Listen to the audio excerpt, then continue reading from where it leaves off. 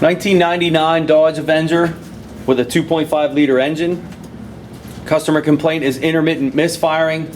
We're not really setting any trouble codes, so really no data to go by there. We have been able to recreate the problem intermittently in the shop. What we found is when it's misfiring, fuel pressure is maintained constant, injector patterns look good.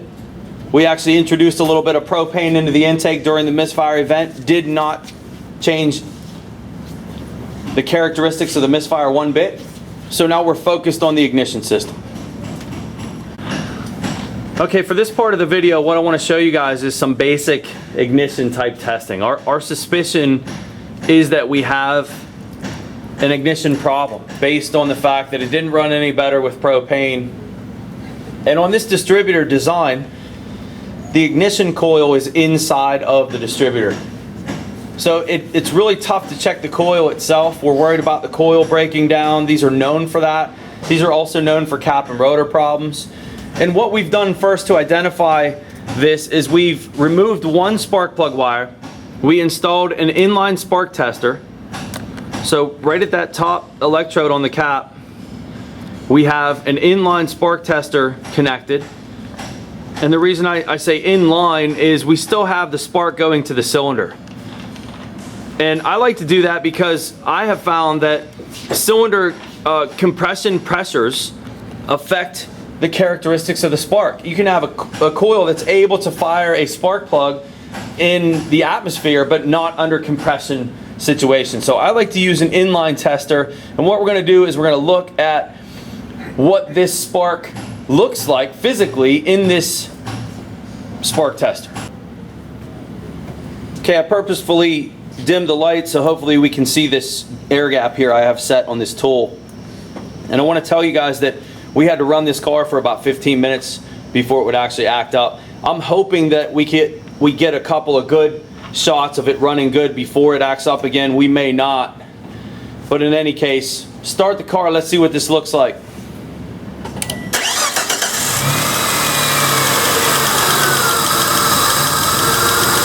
Good. We got a couple of decent running shots of that.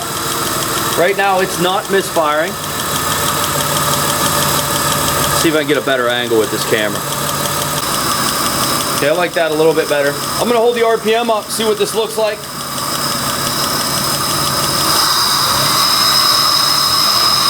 Right now we have a misfire going on. And you can see the spark dropping out. We are clearly losing spark on that cylinder. So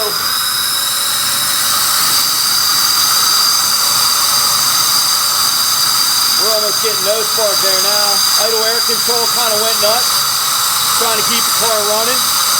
All right, shut that off. All right, here's what we know. This system definitely has an ignition problem. And I think before we go any further, I wanted you guys to be able to see that very simple test using an inline spark tester on a system that enabled us to see the ignition firing basically inside of the cylinder. We put it in series, we watch it firing in that cylinder, and we can clearly see that we're losing spark. So at this point, focused on ignition for sure. Could be a cap rotor problem, could be a coil problem. It wouldn't be a bad idea, I guess, if you didn't have a scope to move this spark tester to different cylinders and see if it has the same effect. For us, we have a scope. That's the direction we're going. We're going to do some scope tests next. Very valuable test for sure, though, in identifying an ignition problem. Having an inline spark tester with an air gap set. I usually set them to about 20,000 volts. And what that has to do, that coil has to overcome that 20,000 volt gap, and it has to overcome the cylinder gap, which is another 10 to 15,000. And so it's a good test for the coil. It's kind of a stress test on the coil. And you saw it was clearly breaking down on us in that last capture. Okay, a couple things we want to do. First of all, identify on the wiring diagram what wires we need to handle. This is a Mitchell wiring diagram. Top left of the picture, we're looking at the distributor assembly. And we want to do a primary current test first on this coil, and that's going to be done on this black red wire that comes into the coil right here. We're going to put an amp clamp on that wire. We're going to measure amperage. And that's going to tell us the firing of this coil, whether or not we have a primary problem or not. If we see good ramps and our sparks dropping out, we're going to go after a cap and rotor problem, potentially a secondary problem with the coil. But before we go in that direction, it's really important to make sure that we're not dropping out primary. So that's going to be one. From there, if we need to go further, the other ones are going to be our cam and crank signals. You see the cam sensor's inside the distributor. It's going to feed down to the computer. I believe it's pin 32. Without moving to another diagram, the crank signal also comes in. I believe that the cam and the crank is pin 32 and pin 33 on our wiring diagram. We're actually going to monitor cam crank signals at the computer.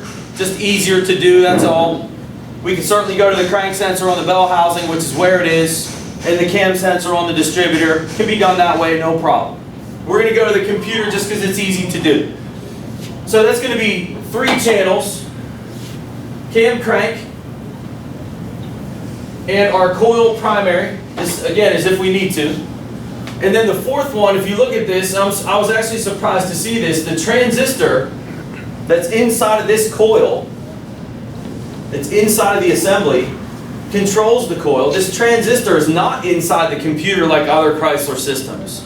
This is a Mitsubishi hybrid, Mitsubishi / Chrysler Dodge Avenger 2.5 is not really a Chrysler setup. It is a Chrysler computer, but the transistor, unlike most other Chryslers, the transistor's inside of this assembly. So I really want to see if we see a primary issue. I keep stressing that if we see a primary issue, we have a primary issue. We kind of jumped the gun here. I'm going to show you guys it. Our concern when we see this picture is within this control wire too. So the 4 channels we're going to be looking at, 1 is going to be crank,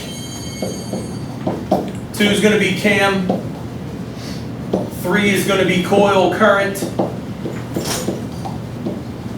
and 4 is going to be igniter or transistor control. What's the computer doing on this red-green wire switching this transistor on and off? So we can call that transistor control. There's a lot of questions I get. Should I have a 4-channel scope? Should I buy a 2-channel scope? This particular case study is certainly going to warrant needing a 4-channel scope. Certainly you can do 2 channels at a time and identify the problem, but to be able to look at everything together for what we have going on with this car, I think is pretty important. Okay, I just wanted to get a real quick shot of what tool we're using. I'm using the Pico 4000. It's a 4-channel scope, and my setups would be on channel A is my crank, channel B is going to be my cam, channel C is going to be my amp probe, and channel D is going to be the transistor control. I am connected to the engine computer just because it's easy to do. We are able to identify the exact pin locations of those at the computer. My amp probe, what we've done is we've connected the amp probe into the harness area away from the distributor, and the reason I did it that way is what I found is amp probes will pick up a lot of noise from plug wire. So we want to keep that amp probe as far away from the plug wires as possible. And again, we can do this with a 2-channel scope, but the intermittent nature of this car gives us a small window for testing, and it's certainly nice to be able to look at all 4 at the same time. So we're using the Pico to do it. Okay, I'm going to show you the setups real quick on the board. Channel A, we said we were connected to our crank. Helps to know a little bit about what kind of sensor you're working on. These are Hall effects. So we're going to have square waves, probably 5-volt square waves. I'm going to set channel A to a ± 10 volt.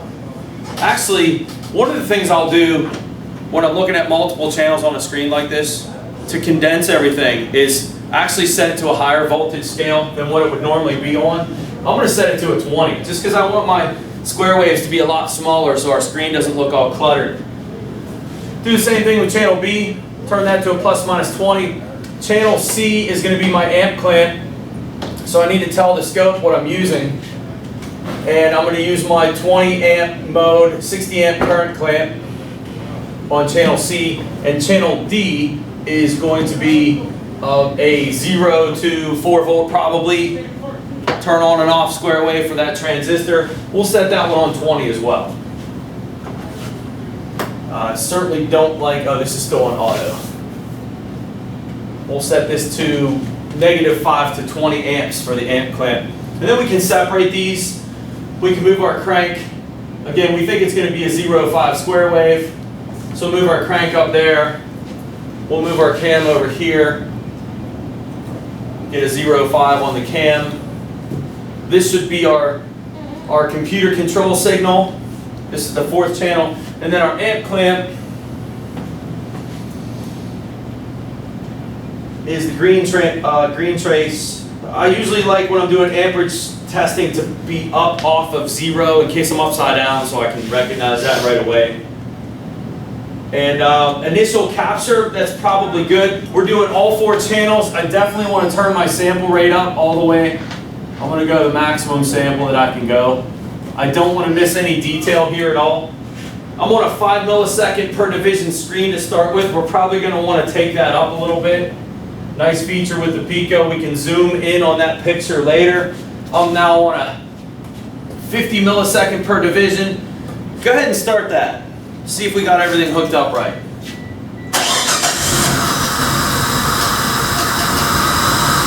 All right, shut it off. Green trace was my amp clamp. That's upside down, so I'm just going to go over to the amp clamp and invert it. I know there's a setting on the scope to do the same thing, but just as easy to do that. I just turned the amp clamp around. Go ahead and start back up again.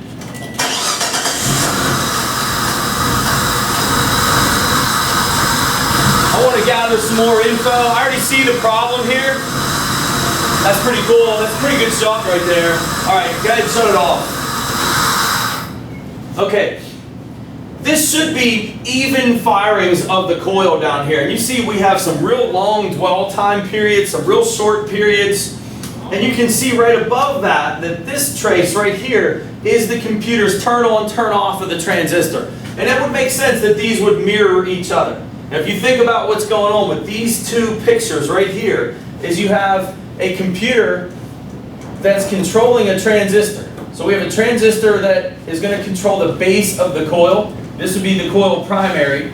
Our amp clamp is on the feed of the primary, and we're watching what the computer's sending on the base. That would make sense that when we have a ramp begin is when we have the turn on of the transistor.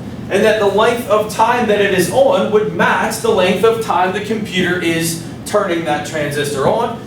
And when this transistor turns off, that would make sense that the ramp ends. So these 2 mirroring each other is what we expect to see.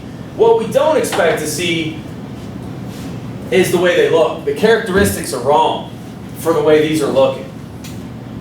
Cam and crank signals, this is where it helps to know the system design. This is a 6-cylinder engine. And I don't like the inconsistency of the crank signal. If you look at the crank signal, the cam looks pretty good. It looks like it's a 1 pulse per cam rotation type cam signal. We're going to take another capture of this. I'm almost positive that this crank sensor, which is driven off of the flywheel, has groups of 4 windows on the flywheel. There should be 3 groups of evenly spaced 4 windows. Should go 4, 4, and 4 every 360 degrees of crank rotation. And so what I'm telling you is this real fat area shouldn't be there. This is all wrong. This group looks good. This group looks good, although that is a little off. I don't like this one. I'll do it this way. I'll tell you what I don't like in this crank signal.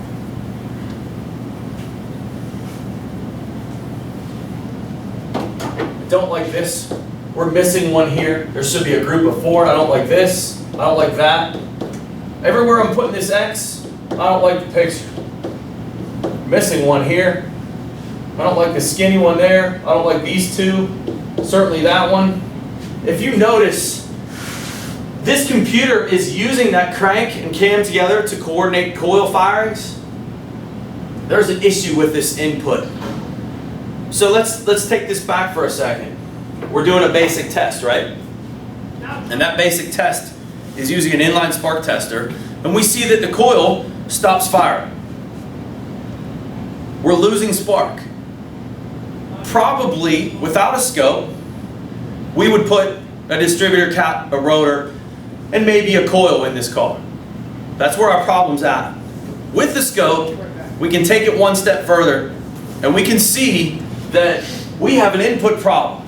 And anything that affects the spark on this, which would be the output, you have to consider the potential for an input problem. And that goes that way across the board, not just ignition systems. There's an input problem here. It has nothing to do with what's coming out of that distributor cap, even though that's what it looked like. Let's get one more capture of this. Get a longer period of time. I'm hoping we get some good shots in this first. This is more like what we want to see with this firing. Sounds pretty decent right now, a little bit of a miss. Pause it right there for a second. What we want to see with these coil firings is even, uniform. A little bit of an issue here. Kind of corresponds with this crank signal that got messed up here. What we want to see with this crank signal, which we're not always seeing, is evenly spaced square waves. This is a group of 4. In fact, I have a picture of one. Or I have one. This is what we're dealing with on this flywheel. That's showing up okay? The crank signal is going to sit, reads these windows on the flywheel, and as it rotates, there are windows, groups of 4 windows on the flywheel. You see they're all evenly spaced on here. And that's what we want to see on the picture up here. That looks pretty good. Let's go to this one.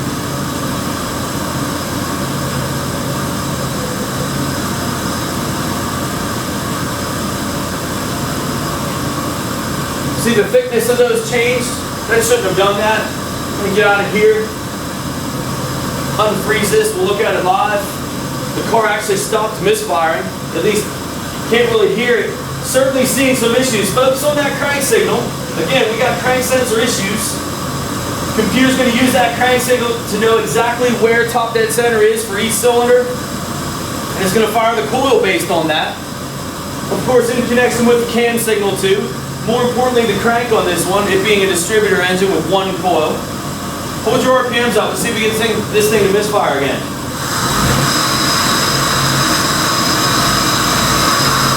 Alright, that's good. That's good. Shut it off. This is a pretty good shot. You can see again our coil transistor turn on signals mirror what the amperage waveforms look like. Look at the crank signal is where we're going to see our problems.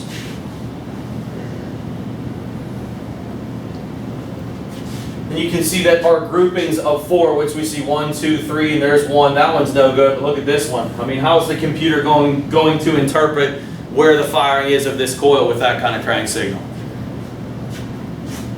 So this would rule out a computer problem. This would rule out a transistor problem. This would rule out a coil problem. Distributor, cap, and rotor, it's not the issue. We definitely have a crank sensor issue. And a little bit on these crank sensors. I don't know the history of this car. This student bought this car. Look at this grouping here. This student bought this car just recently. And so we don't know the history of it. Let's take a look at what this coil did. After this crank signal right here, let's look down and see the result of the coil firings at that moment in time. And you see that, I probably zoomed in a little bit too far, but you see that right during that event, right after that event, we certainly had some coil issues and firing issues.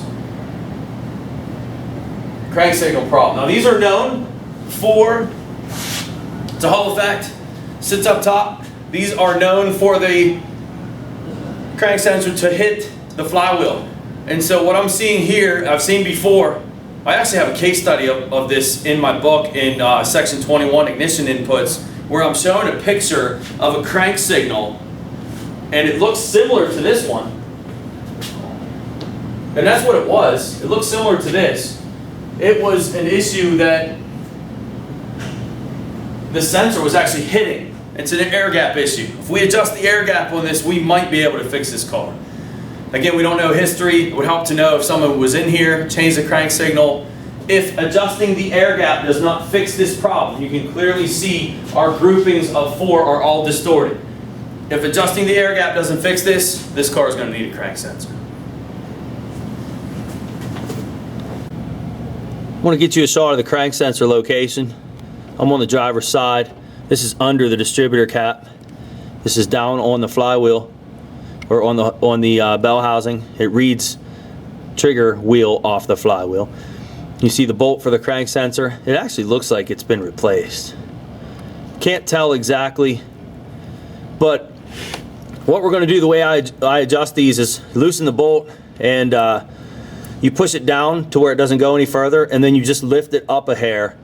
When you buy new ones, they come with a little felt piece of paper that's actually your air gap adjustment. But when you're dealing with one that's already in the car, you have to pull it away from the flywheel a little bit, and that's what we're going to do. Okay, this part's a little bit tough to show, but I think it's going to be worth it. I missed this when I was looking at the crank sensor. I don't like the way that that plug looks. Now, the owner of this vehicle did say that there was a fire under the hood, and that was because the catalytic converter was glowing red.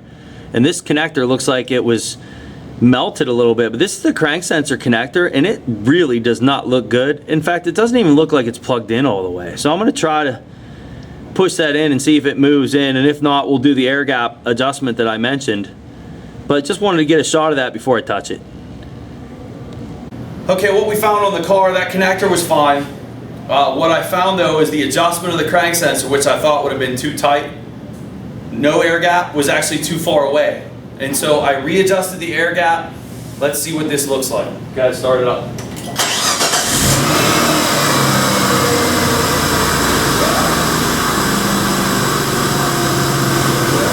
So far so good on this, but we can't jump the gun too quick because this thing needed to be warmed up to act up before. Maybe temperature had a factor on that air gap. I'm sure it was temperature related. If this is a fix, go ahead and hold your RPMs up a little bit. Let's take a look at this for a minute.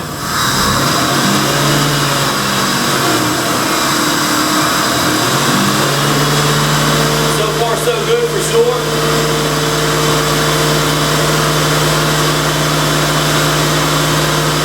Go ahead and let that idle.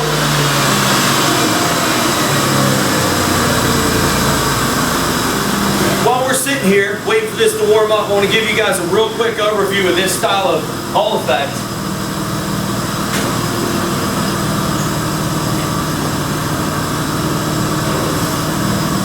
Pause that.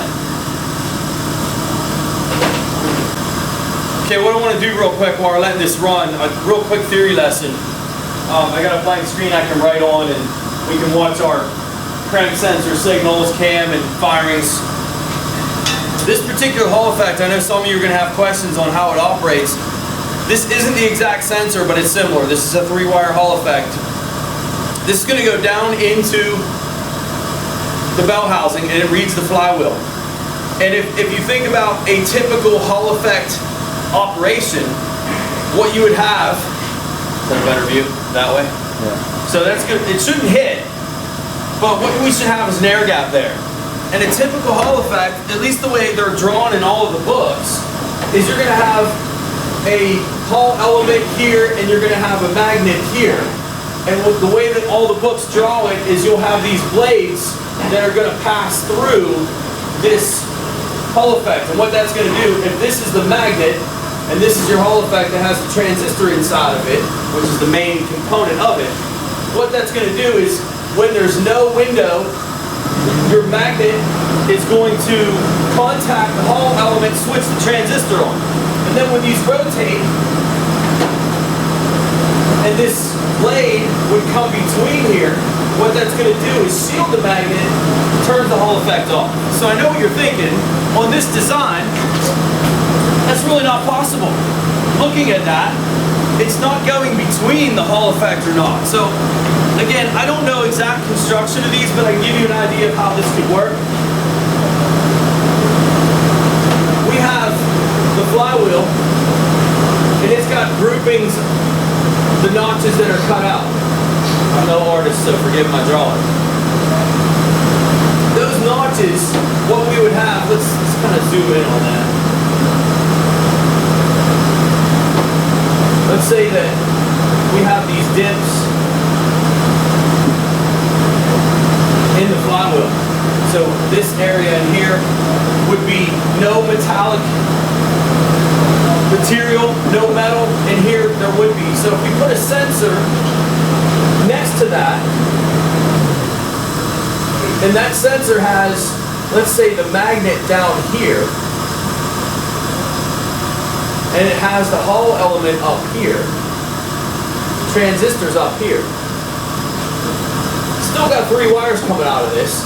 Let's say that when there is no metallic substance, no ferrous material, so the magnet doesn't have anything to really latch onto, that magnetic field is going to extend around and switches the Hall effect transistor on.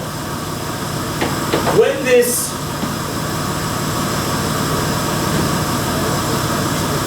moves and there is material there, basically metal, between the slots, that's going to pull that magnetic lines of force down away from the Hall effect and switches it off.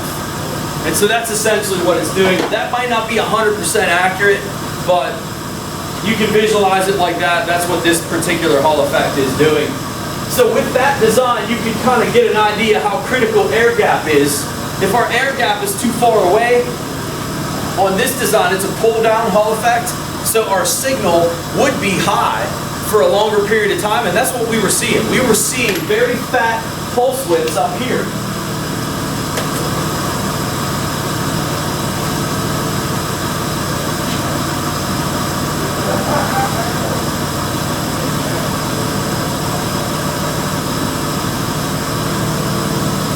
See how nice and even those look now.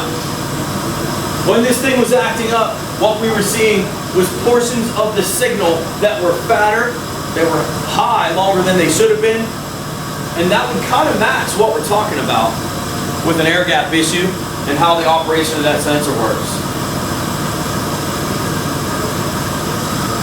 I think this is a fix. Gonna hold your RPMs up a little bit. Let's run it for a couple more minutes.